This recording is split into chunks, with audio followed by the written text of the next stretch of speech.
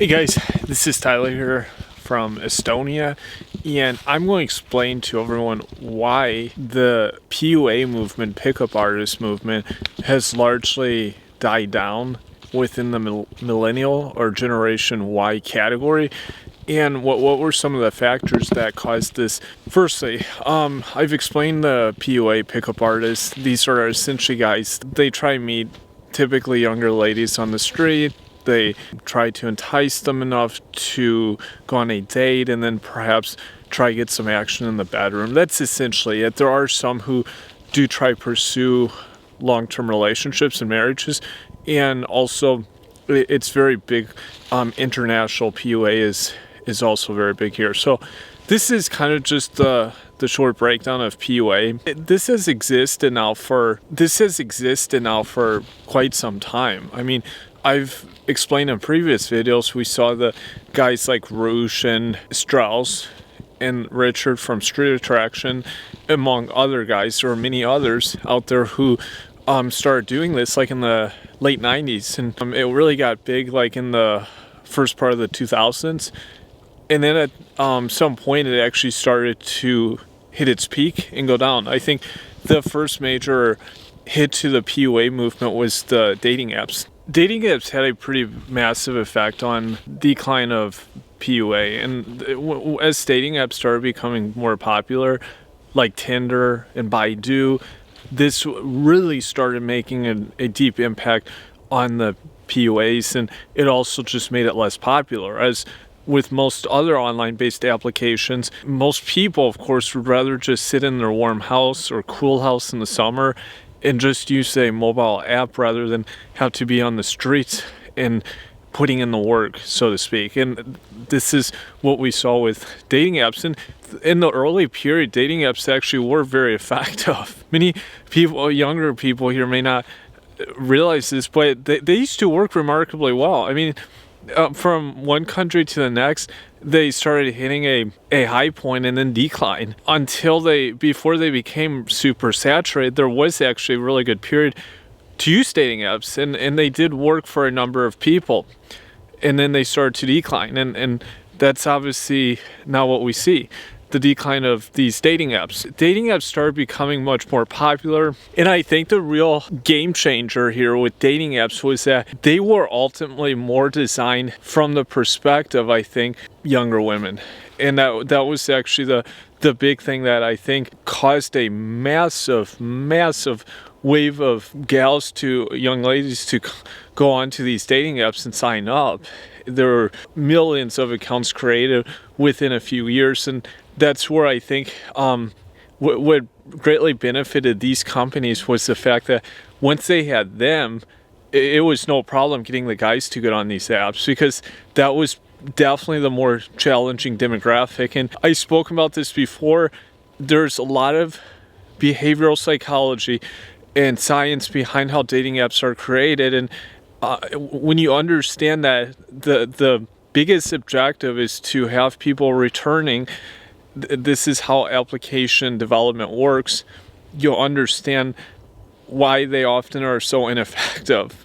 And that's unfortunate, that because they obviously are all about making money, these companies, they need to have a lot of eyeballs. They also have to design them in a way, kind of like cars. Automakers have to design cars to need replacement parts constantly, and it's the same thing with dating apps. They need to keep people coming back constantly. So dating apps were really big here in the equation. Now, this was not the only thing that impact PUA. Next thing was the ineffectiveness became quite evident. When we look at, and this also correlates to the dating app situation, as dating apps became a bigger market, more younger ladies were opting not to go out as often to clubs, to bars. They were just opting to stay in and maybe meet someone on a dating app, just be with friends, because there were other options here, obviously, so they didn't have to get attention by going out. And this also correlates with the social media movement, which was also becoming a major force in the early 2000s, like Facebook and Instagram. These apps obviously also started attracting a lot of attention. Younger women obviously realized they could get a lot more attention through here, and they didn't need to be going out to bars and establishment or in public to get that attention. They could potentially actually get a lot more attention through these social media platforms. And that also, I think, kind of played into the problems with the dating apps around the same time. I think the dating app aspect of it started to hit a little later here. And so these both had very large impacts on the PUA movement together. What was happening, of course, as less and less ladies were going out, is that there were still many guys that were going out, and so the prospects of them possibly meeting a lady and I guess maybe try and get some action was becoming more unlikely, more slim.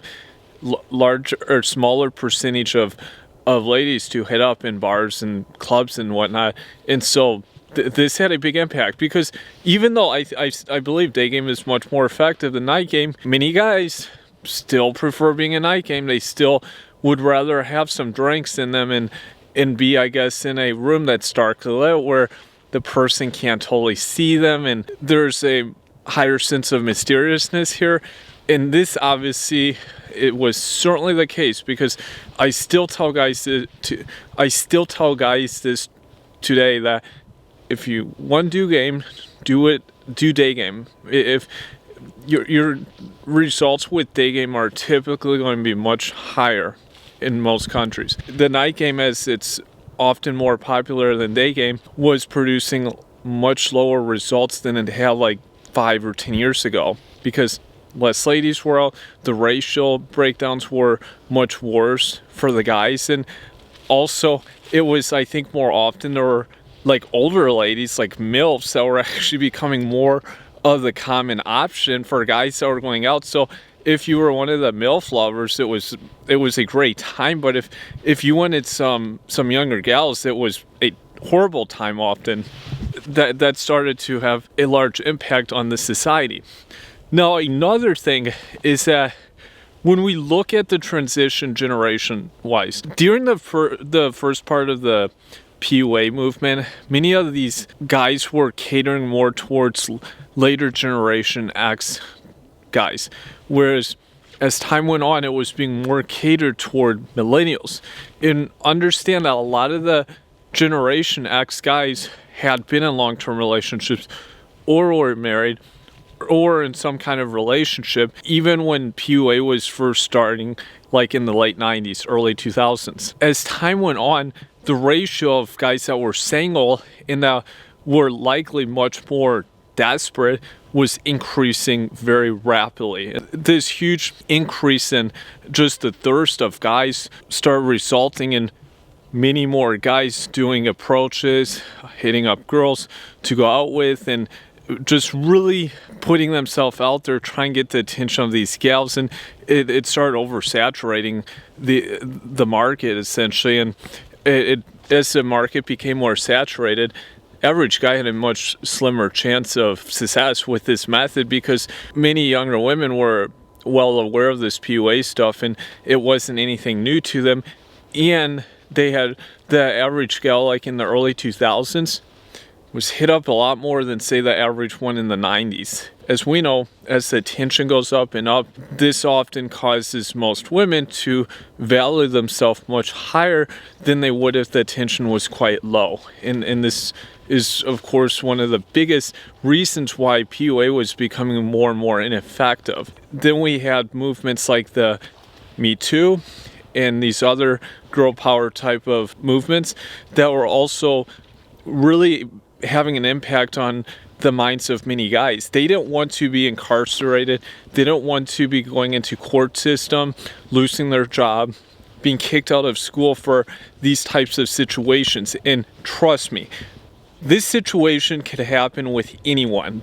No guy in any Western country is immune from this kind of situation. I know of people on a personal level that have had accusations, police have got involved, and it is not a pretty sight. Trust me on this. Anyone can be accused of this. It's not just the dorky weird. There's guys that would seem to have very high social status that have been accused of these types of things. And obviously too, it's also used as an extortion method to try to get money or whatever it is from these guys. So this is very common, and this started becoming a bigger force to contend with. Another factor also is, I think, more guys started traveling more, going to foreign countries.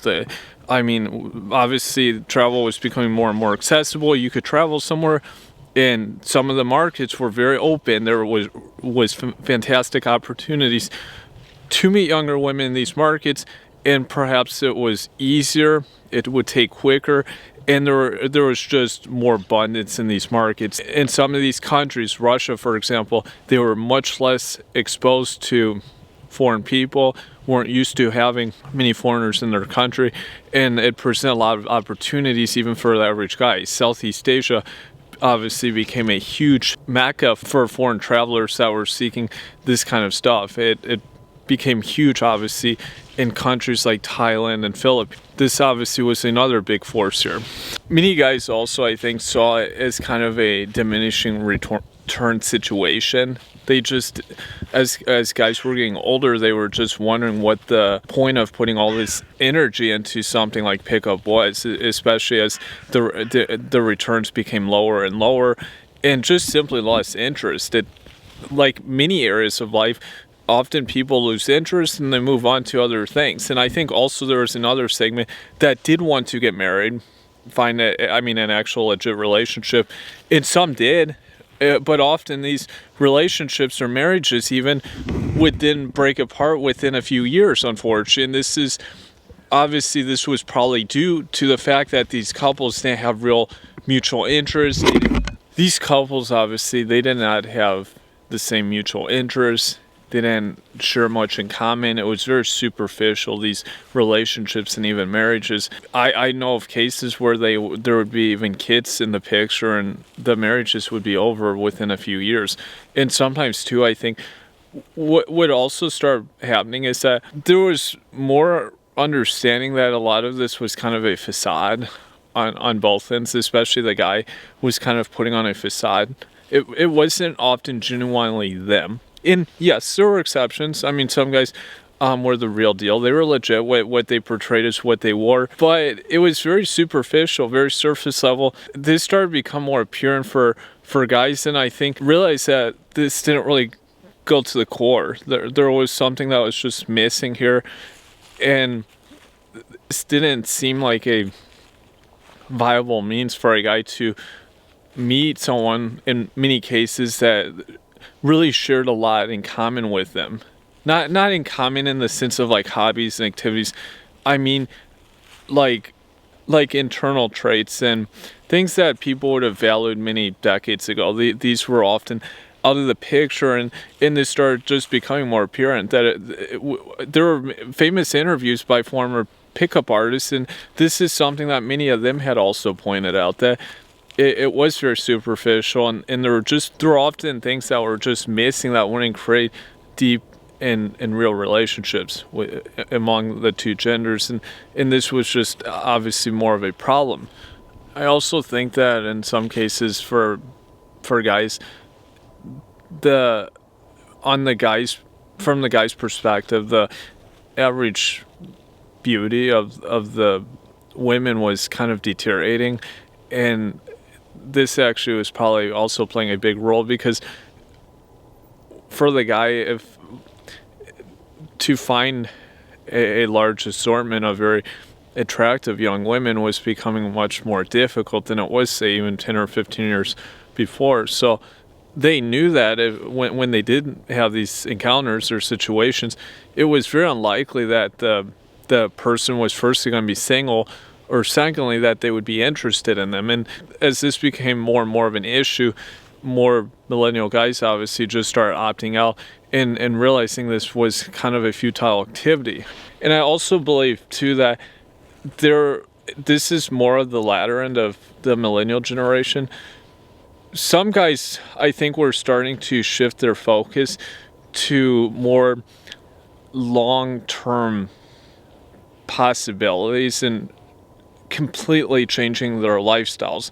Perhaps it was moving to a different country, or it was joining like a church, like the Christian faith, and that gave them something more to live for in their lives. And also remember that the PUA movement, I think, and I kind of mentioned this before, the younger women were becoming extremely selective, and just the expectations in terms of what the guys brought to the table, kind of like the dating apps, was becoming very unrealistic. And many guys were just tired of it. They had enough and just realized that this wasn't going to be an option for them. And the last reason, I think, was that there were other movements on the horizon, such as MGTOW, which started becoming much more popular. And I think for many guys, it was a much more sustainable situation, because for many guys that were in this area, for anything related to dating and relationships, many guys had been guys, for example, who had been married or not married. They maybe had issues with relationships and realized MGTOW was just much more fulfilling. It, I think, was just more about finding happiness in yourself and not in other people. And these movements were appealing to a much larger segment of the population, and I think this actually probably was one of the biggest movers for most guys, and for them to shift away from this.